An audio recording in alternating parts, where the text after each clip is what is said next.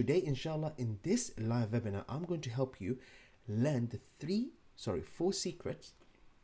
If you learn these secrets, you can master your Quran recitation. If you're a teacher, if you're a parent, if you understand these four secrets, you will be able to help your child.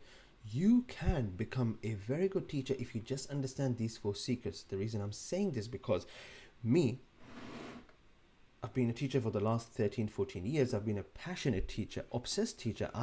When I say obsessed, I always want to be a teacher who can make things simplified, easy and fun for my students. I'm telling you, without these four secrets, I found myself in a place where it's like I'm in the middle of nowhere. And when a teacher feels like he doesn't understand everything, then the teacher can't really help the student. Does that make sense? Share the stream, share this video anyway. Let's continue. I want to start off by telling you this very interesting story, and I want you to really see if you can relate to this story. So, once upon a time I was born. Can you all relate to this story?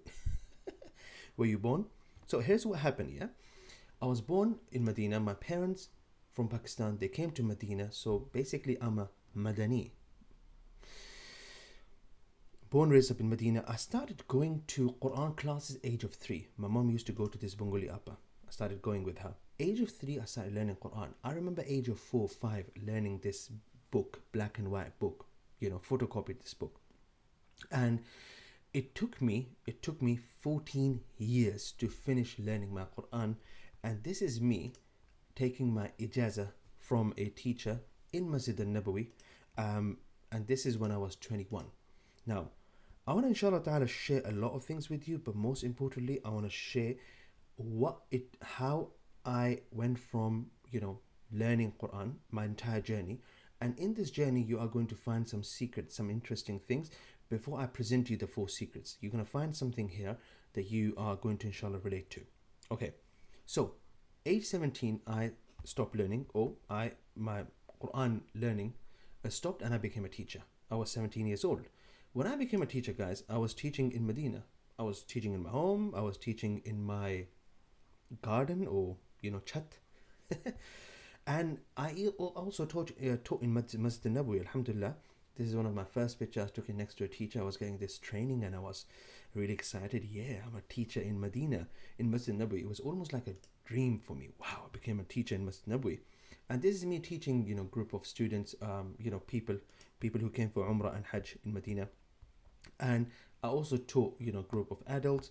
And this is me, taking a picture with the carpet of Masjid Nabawi, just so I can show everyone later. Yeah, I wasn't just lying. This is me teaching. My halaqa number was 333. No, that's not even me. Do you see that name? Okay, you guys are gonna think I'm trying to scam you here. 341. That was my number of my halaqa. And then I had a very exciting journey in Medina, learning Quran, then becoming a teacher. However, the way I learned Quran was a very traditional way, and I'm going to come and explain to you what do I mean by traditional way and why doesn't it work for a lot of people. It was very much like the teacher is strict. I have to learn, I have to memorize, and if I don't, my dad took me to this teacher, may Allah bless him, Sheikh Hassan Al-Awfi, and he took a translator with him. So my dad had this friend at work, Sudani uncle, Sudani, yeah? He was Sudanese and he spoke Arabic. So he went to the teacher, and then the teacher asked him, if I am very strict on your son and if I punish him, are you okay with that? So my dad nodded his head, and then I remember the Arabic friend of my dad's friend, he said to the teacher, the bones are for us, but this meat is yours. What he was trying to say is that you can be as strict as you want, and don't worry. And I remember, because I understood Arabic, my dad didn't understand Arabic, and I was like, oh man, this teacher is going to be really strict.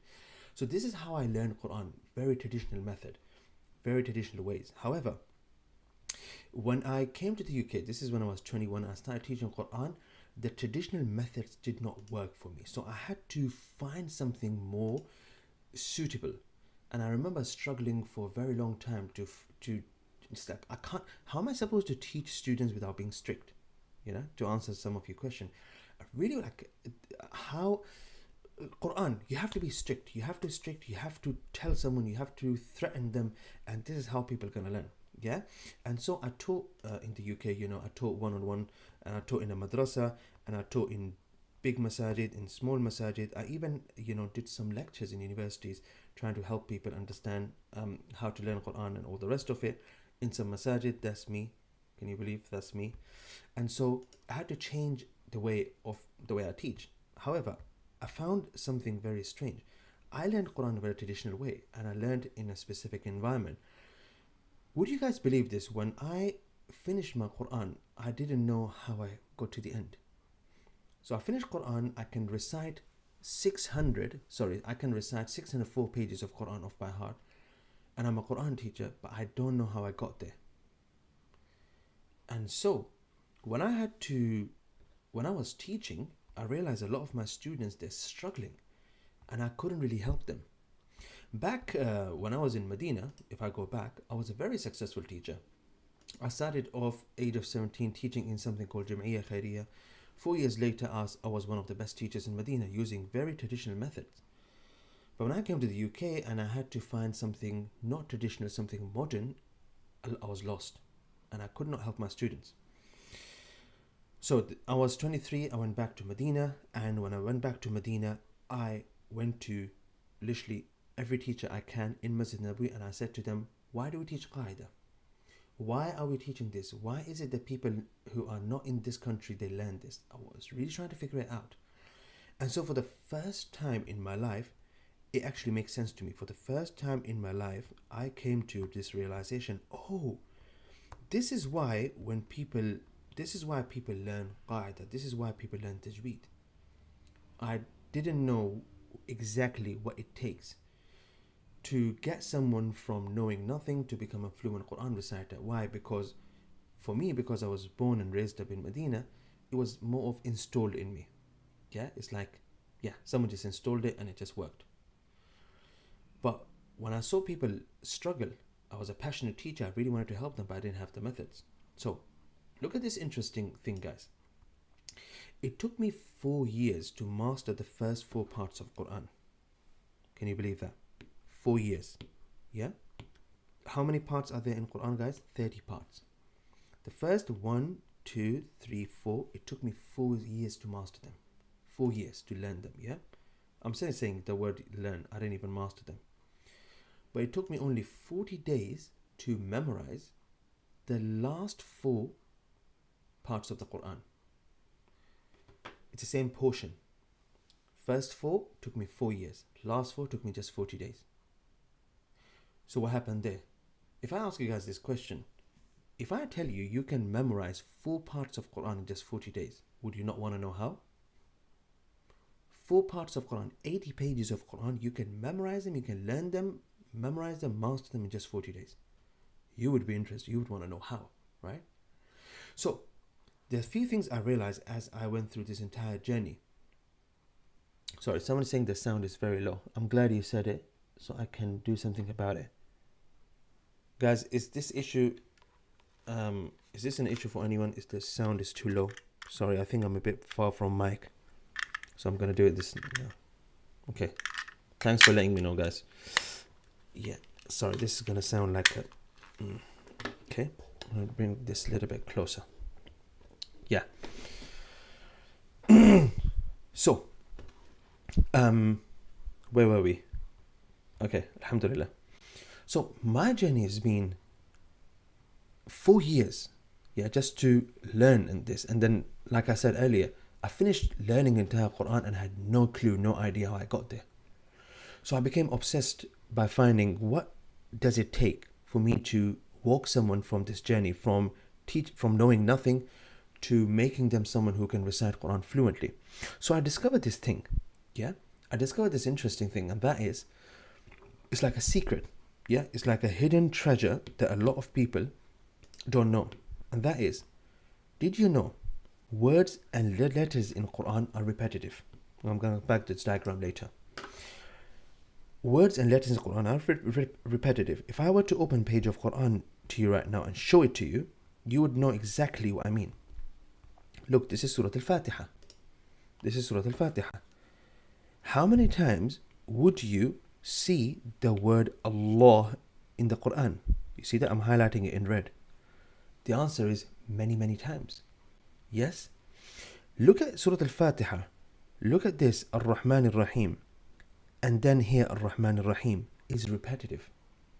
If I were to start highlighting letters in purple, look at one letter, for example. This is Seen.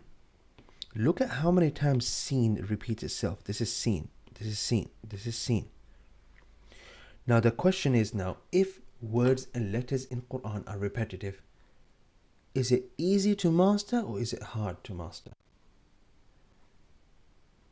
If it is easy, how comes a lot of people are still struggling to master the Quran recitation? How comes we have so many people who just open the Quran and they just can't recite it fluently? I'm talking about people who actually been to madrasa.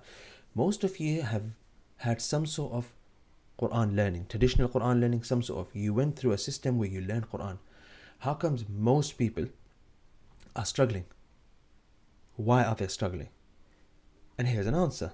And you might find this really interesting. You might find it a little bit annoying. A lot of people are learning or repeating Quran again and again and again, but they're not repeating the right thing. What do I mean by that?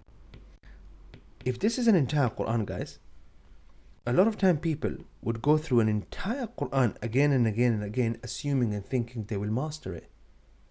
But that's not true. You only have to master a small portion of Quran. You only have to master a small portion of Quran.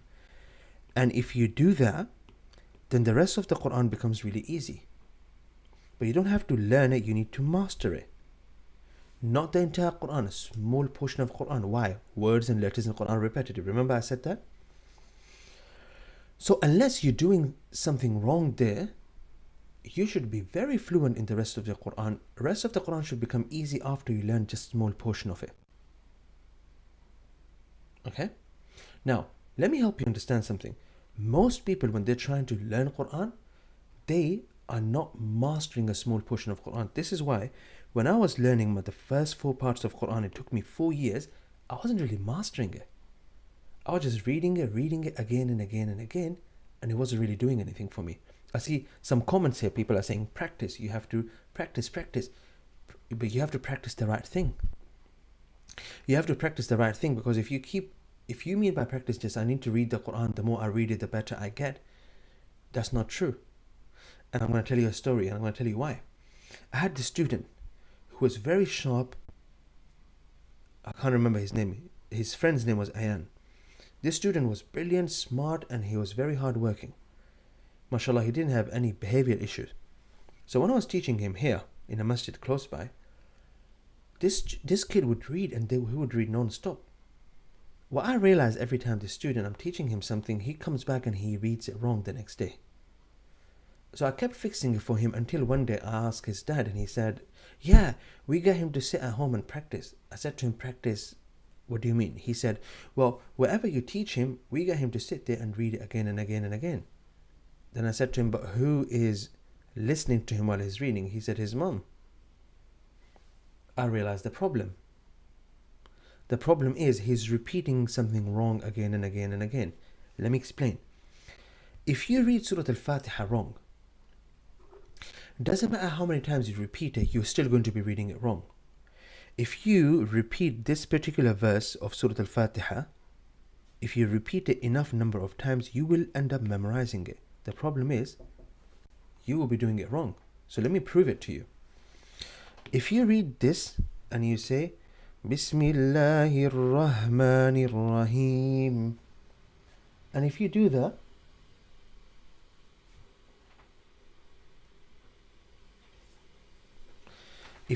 doesn't matter how many times you do it, and you say Bismillahir Rahmanir Rahim, even if you do it hundreds of times, you are going to be pronouncing this wrong. You're not going to be pronouncing it right, you will be pronouncing it wrong. Why? Well, because you are reading it wrong. The question is, if repetition is not the key, then what is? And so I'm here to explain to you, what does it take? Yeah? I'm going to explain it to you, inshallah ta'ala.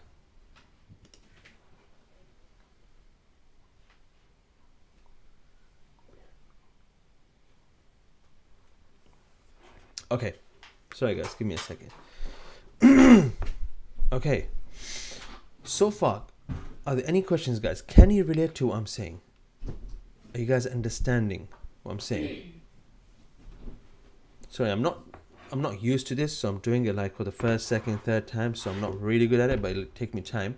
Inshallah, one day I'll be able to make this make sense to you, inshallah. Okay, Nida saying you're right. Okay, now let me help you understand the 4 secrets, yeah? Inshallah ta'ala, let's get to the 4 secrets. Let me break it down to you. What is it that you need to master? What is it exactly that you need to master? So later, as you repeat Quran, and the more you repeat it, the better you get. Because if you don't get hold of these 4 secrets, if you don't do these things properly, then the more Quran you repeat, basically you'll be repeating your mistakes again and again and again. And so you read a small portion of Quran, or you read more of Quran, basically you'll be reading it with mistakes, and those mistakes are going to become permanent. You don't want to be there. Where you want to be exactly is that you want to know exactly how to get to this level, and from here you can just keep going. Does that make sense, guys? You want to know exactly what it takes for you to, what does it take for me to become the perfect Quran reciter, so that I can recite Quran again and again and again. Okay, so let me start off by explaining this to you. Secret number 1, guys. Secret number 1. You need to master something called Qawaid. Here are the 4 secrets, call them 4 levels. By the time you get to level number 4, you should be in a position to open any page of Quran and recite it fluently. Is this a dream scenario for some of you guys? Or am I understanding some of you wrong? Tell me this.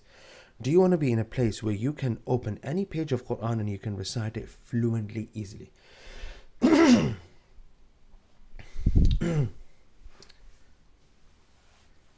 Are you someone who wants to open any page of Quran, any chapter of Quran, you can recite it fluently, easily? Because when you can recite Quran fluently and easily, you can feel connected to the Quran. You can recite it more. The reason a lot of you have mistakes, the reason a lot of you are not connected to Quran, you keep on making these mistakes and you're not confident, you lose confidence, and then maybe you've been reciting Quran for so many years and all of a sudden someone told you, by the way you read is wrong, and then you lost all the confidence. It's like, oh, I can't believe it, I had these mistakes. Yeah, by the way, I have some of my students who were the exact same situation as you. Look at this. I want to show you this comment here. It really, look at this. I have been struggling for 25 years and I'm feeling shame. I should let you know that I am a beginner, although I've taken level 1 Arabic more than once, never moved to the next level. I know people who learn Quran for 10 years, 12 years and they're still struggling. I know people who've been learning, moving from class to another class, just because they're not perfecting the right thing. They are not perfecting a small portion of Quran. They just keep on going, learning these rules, recite more, get a teacher from Egypt, get from there, and they're constantly making mistakes, but these mistakes are never going away. They're just there. So there's something they're doing wrong. Okay? You can be either one of these 2 people. One person is, you can be either one of these 2 people. One person on the left side, he masters something, 1, 2, 3, 4, and once he is on the 4th step here, now he can just fly. Or you can be like this person who doesn't master something, but he keeps jumping. He's constantly jumping, hoping one day he can fly. You would rather be this person who gets to number 4 and then he can fly. Does that make sense, guys? So let me just show you these 4 secrets. Secret number 1. You have to know Qawaid 11. If you sign up to this webinar and you drop me your email, I have already sent you. Start doing something. Yeah, I should. Thank you. Let me drink something, guys. Every time I'm doing this webinar, I don't have heat. I just keep the heating off and then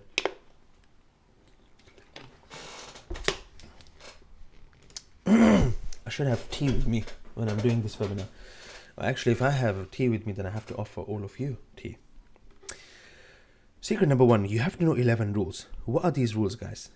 rules of spelling and reading words of Quran. Let me explain. If you can't spell words in the Quran, if you cannot read words in the Quran, how are you supposed to recite Quran properly? You find a lot of people say, no, but you know, you don't need to learn spelling. You know what? I did the same thing. I was taught in a traditional way. I didn't understand how to spell a Quran. I didn't know how to figure out words. I just learned it. The problem was when I got to the end, I don't know how I got there. So I couldn't really help anyone. Plus, I had dyslexia. So looking at words and figuring out spelling wasn't going to really work for me. It wasn't the best thing I could do. So I actually learned Quran mostly by listening. It wasn't really by looking. But most of you here are visual learners. I was. The only reason I didn't pay much attention to spelling and reading because I wasn't taught in the right way. Secondly, I was a visual learner. I needed to, whatever I see, it had to make sense to me. So when I open a page of Quran and I show you, it had to make sense. Why is it that we read this word as Alhamdu? Why do we read it as Alhamdu? Why do we say Lillahi? Why do we say Rabbi? Why do we not say Rabbah? It has to make sense. Now, when you don't learn rules that enable you to spell and read any word in Quran, later on when you're reciting Quran, you make mistakes and you're just unable to know or figure out why. I'm going to show you an example. I see a lot of people make this mistake, and maybe you do. Maliki Yawmiddin. There's a reason why we don't read this kaf as ki. Let me highlight some of the most common mistakes in Surah Al-Fatiha. Because I've been teaching this for a very long time. I almost know why people make mistakes.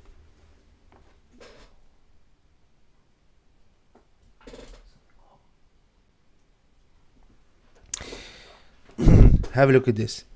Bismillahir Rahmanir Rahim. Alhamdulillahi Rabbil Alameen. I'm going to skip this because this is repetitive. Maliki Yawmiddin. Iyaka na'budu wa iyaka nasta'in. Okay? Now, let me go over this inshallah ta'ala properly.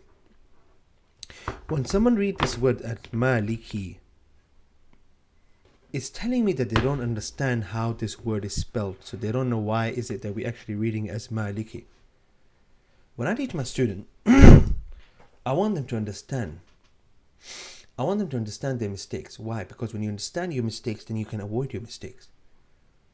What I noticed from a lot of my students, they actually don't know why they're reading this word as Maliki. Now pay attention with me. This first letter here, Mim Fatha Alif Saghira, Ma. Look, I'm highlighting it. I'm going to highlight it in red. Guys, this word here. Pay attention with me. Mim Fatha Alif Saghira, Ma. Lam Kasra Li. Ma Li. Kaf Kasra Ki. Maliki. Rule number 6. You stretch a letter with the fatha if it has alif with it. And you stretch a letter with the kasra when it has ya next to it. You stretch a letter with the dhamma when it has waw next to it. The reason we don't say maliki because there is no stretching letter with kaf here. I know this might sound a bit overwhelming, but I'm just trying to explain something here that you may not understand. But there's a reason why we read it as Maliki. Now, another common mistake, people read this word as Maliki. There's a stretching letter after meme. So you have to read it as Ma. And listen to this. Remember I said you learn these rules. A rule is something you can apply everywhere. It's not something you just apply once. That doesn't become a rule. Look at the same thing I'm applying here with Ain. I'm saying Alameen because of the small alif that I see after Ain. Anytime you see the small alif that is coming after a letter with the fatha, what is it doing? It's stretching the letter Ra. You understand one rule and all of a sudden you start seeing it everywhere in the Quran. Does that make sense, guys? So the first thing you have to do, you have to not learn, master the rules of spelling and reading words in the Quran. You must do that. And once you do that and you do that properly, guys, you should be able to open any page in the Quran and recite it properly. Now, just by teaching you that small rule that I taught you there, let me ask you guys this question.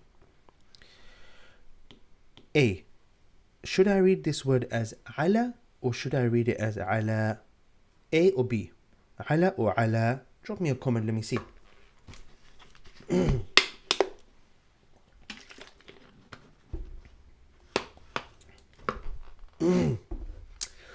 By the way, those of you who have the ebook Qawaid 11, if you open rule number 6, you would see this. Ala. Ala or ala? The correct answer is that we should be reading it as ala. We should be stretching it. Well done, guys. Well done. I can see your comments there, yeah? Will you be able to correct someone if they read this word and they say sawa'iqi? They say sawa'iqi. What is it that is missing? What is it that they're doing wrong if they say sawa'iqi? Can you figure out? I'm reading this word, I'm saying sawa'iqi. Oh, I'm not stretching this wow here. And I can see some comments there. MashaAllah, all of a sudden you guys are teachers now, yeah? You see? So you learn a rule. And once you learn a rule and you master it, it should help you rectify your mistakes in Quran. Yes? It should help you understand. Now, I'm going to explain another thing here. And this is so shocking that a lot of people don't actually know this. This is not alif. Let me show you guys something. This is alif in Quran. This is alif. This is alif. There's a small alif. And sometimes alif in Quran can look like this. Actually, let me bring up this drawing. I was drawing this in the class. You guys are going to love this drawing. Have a look at this drawing, guys.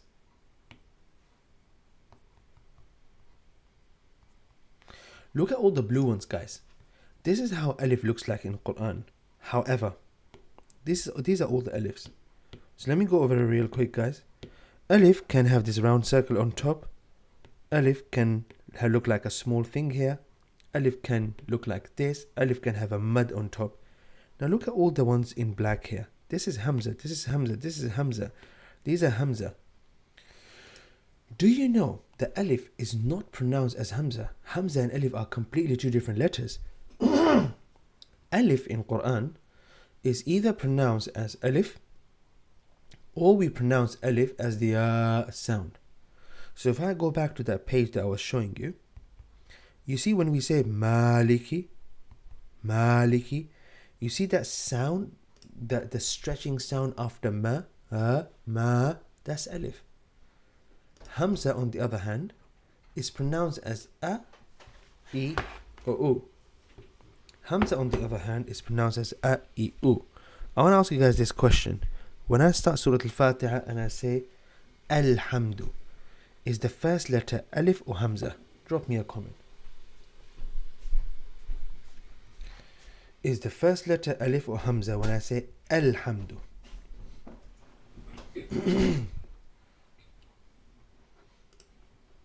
I'm watching your comments, by the way.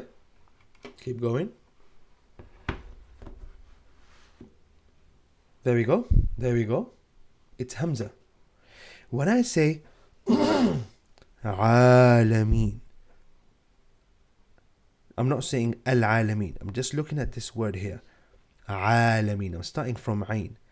The letter that I am pronouncing after Ain, is it Hamza? Is it Alif?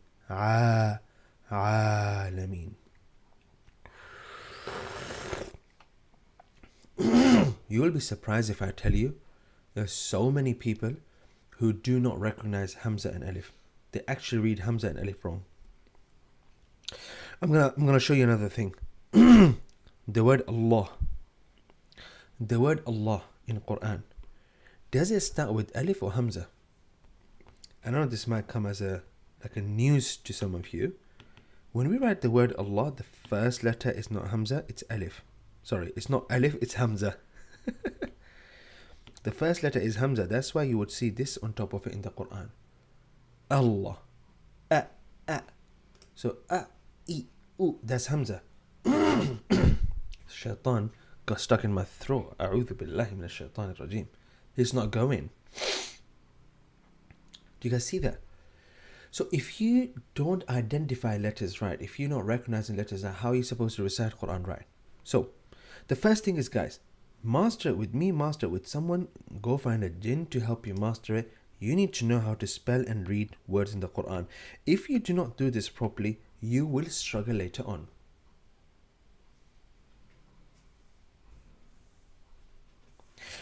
Next thing, tajweed. Once you know how to spell and read words in the Quran, you do not run around and try to recite the entire Quran. That's not what you do. I know some of you have done that, and this is why you're still struggling. Once you know how to spell and read words in the Quran, you then go on to master a small portion of Quran, and we call this Juz Amma. There are 30 parts of Quran. You ignore 29 parts, you pick one part and you master it. So what are you trying to master here? Well, pronunciation. You're trying to take a word and the next word and the next word and the next word, and you're trying to read it as a sentence. You're trying to do it fluently. Yes, you're building confidence by doing it again and again and again. So I'm going to show you guys something. Remember I showed you guys about Hamza and Alif. Now this might be something very strange to you. Hamza, Alif, oh, it's my first time realizing these are the 30 parts of Quran, by the way. If I go to this particular portion of Quran here, I'm going to open Surah An-Nas to you. I want you guys to notice something. Do you see in this particular chapter of Quran, which is, by the way, the last chapter of Quran, this word An-Nas is being repeated so many times in this chapter. Look at how many times you see the word An-Nas. Again, you don't have to go and spell each and every word in the Quran. Once you know how to spell it, then as soon as you see the word, you can judge it and you will be reading it right. Do you know how many people actually don't know how to spell and read words in the Quran? So when a word comes in front of them, they guess it and they actually guess it wrong. I'm going to show you. Look at this word here. Hamza Fatha. This is the first secret. Spelling. Hamza Fatha Noon Shadda An. Noon Fatha Alif Sukun Na. Anna. Sin Kasar Si. Annasi. I know how to spell it. I know why I am reading it as Annasi. Now I don't have to figure it out again and again and again. And you know what? Anytime I see this particular word that looks like this, I'm going to guess that it's An-Nas, and my guess is going to be absolutely right. But a lot of people don't know that. Now let me take you to the next chapter. Do you see the word, this particular word here? You see how many times it's repeating again and again and again. It's coming again and again and again. So you take a small portion of Quran, and I give ijazah in Juz Amma. So once you know how to spell and read words in the Quran, I then teach you a small portion of Amma, which is literally the quarter. So not even the entire Amma. I take a small quarter of this particular thing. Let me do it in blue. Quarter of it. And I help you become fluent at it. Yes? You pick in words, putting words together, reading sentences. Speed is not something we focus on here. We're not trying to be fluent. We're trying to get it right. So you learn how to read words, spell and read words. Now you're learning how to read verses. So we focus on the last 22 small chapters of Quran, guys. That's all what we focus on. Here, 22 chapters of Quran. Once you do that, then we focus on what we call fluency. How are you supposed to be fluent in Quran if you're struggling to figure out words? There's this strange thing that people like to do, and I don't know where it came from. I can spell, I need to read Quran fast. And they run with it. And they don't realize they're reading fast, but they're reading it all wrong. Somehow there's some jinn, some shaitan came, I don't know, out of nowhere, and he said the faster you read, the better you get. That's not true. You don't become better by reading fast. You actually become master of Quran recitation if you recite slow. Exactly, some people can't. Some people can't recite it slow because they haven't mastered it.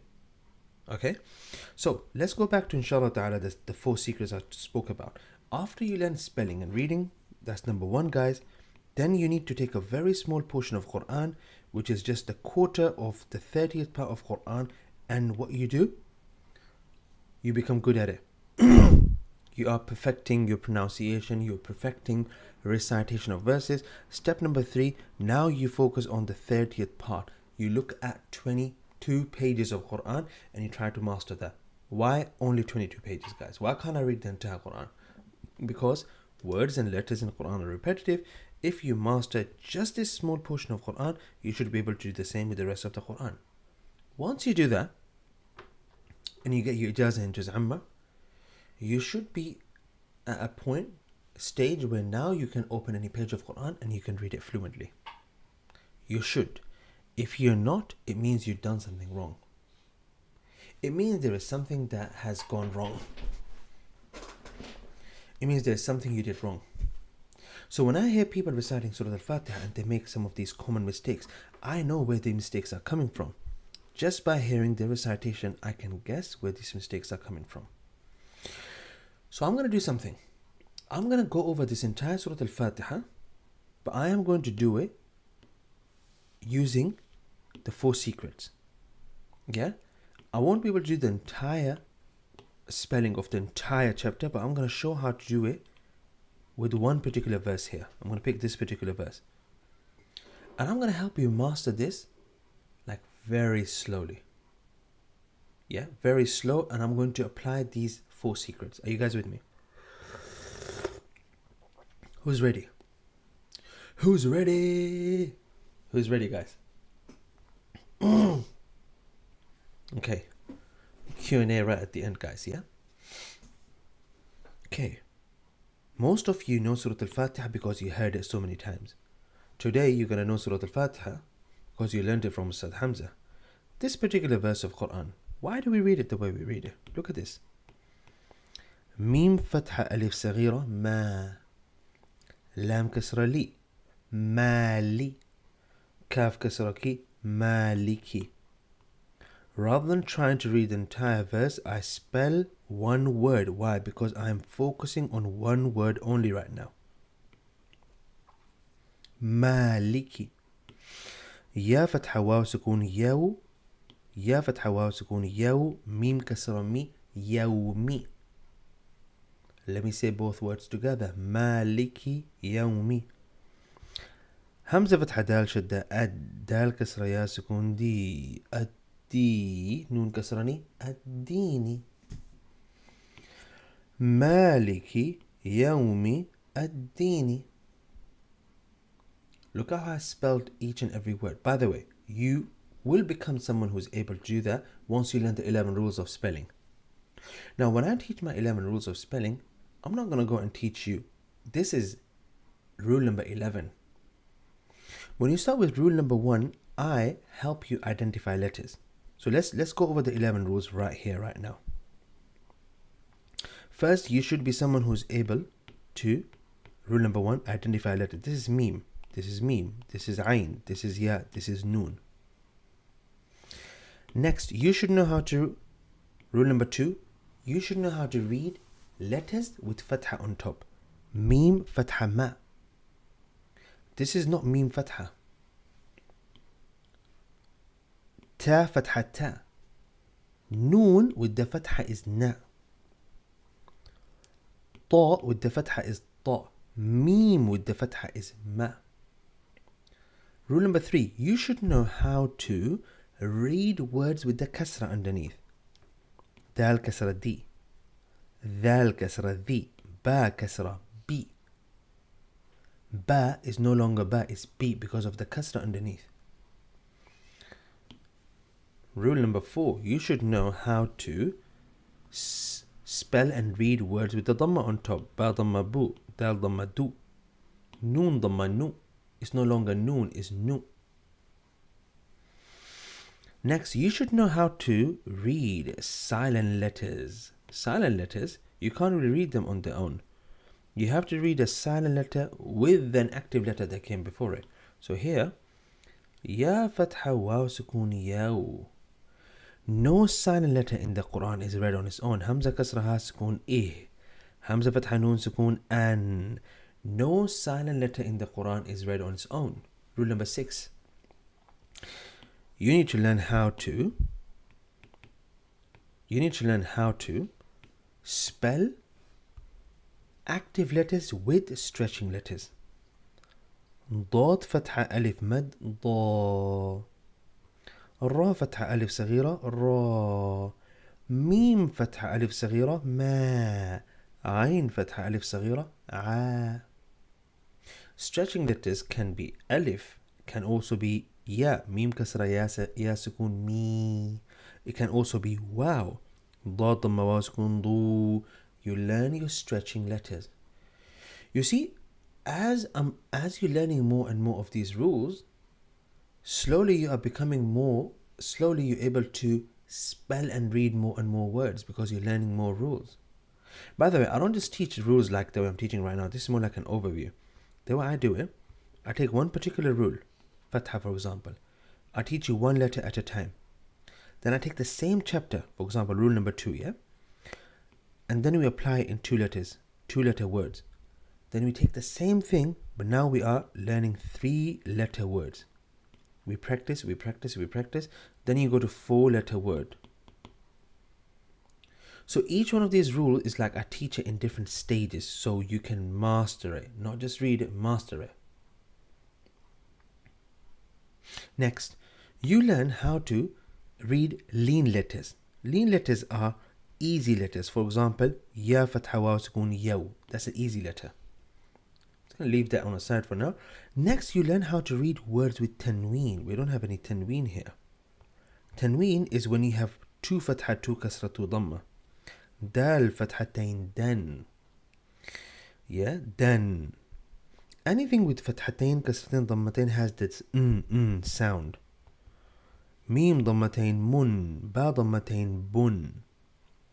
Once you do that, then you learn how to read letters with shadda. This is shadda. Hamza kasra lam shadda il, lam fatha alif mad la, illa. Any letter with the shadda, if you just pay attention, you actually read it twice. You don't read it once, you read it twice. Anything with the shadda, you're actually reading it twice. Lillah, you're reading lam twice. Rabbi, you're reading ba twice. Nirra, you're reading ra twice, not once. Excuse me, rule number 10. You learn which words in Quran are the exception to these rules. For example,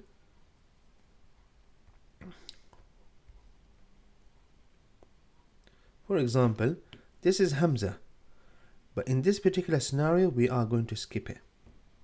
We are going to skip this lam as well. So you learn which letters are completely invisible. Why are we supposed to skip them?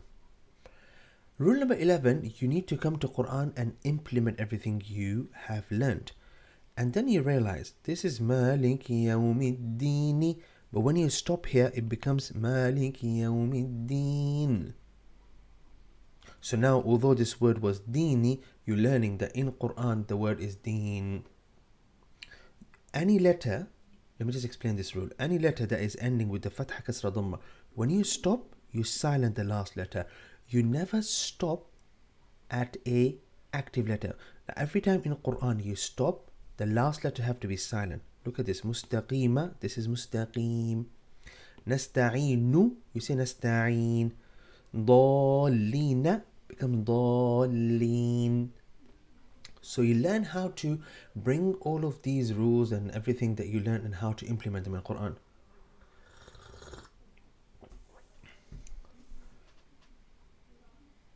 So this is very important, guys. Yes, without this, you will struggle. You will struggle.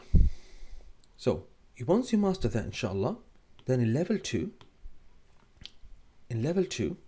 what I do with my students, I help them implement one particular rule, tajweed rule at a time. What is tajweed rule, guys? Tajweed rule is just a sound. And I don't get my students to focus on all the sounds. Look at this. I'm going to read Surah Al-Fatiha. And this is one of the emails that I send you if you sign up. Let me show you how you're supposed to focus on one particular sound. You want to master Surah Al-Fatiha, how do you do that?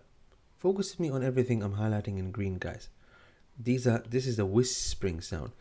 Bismillah.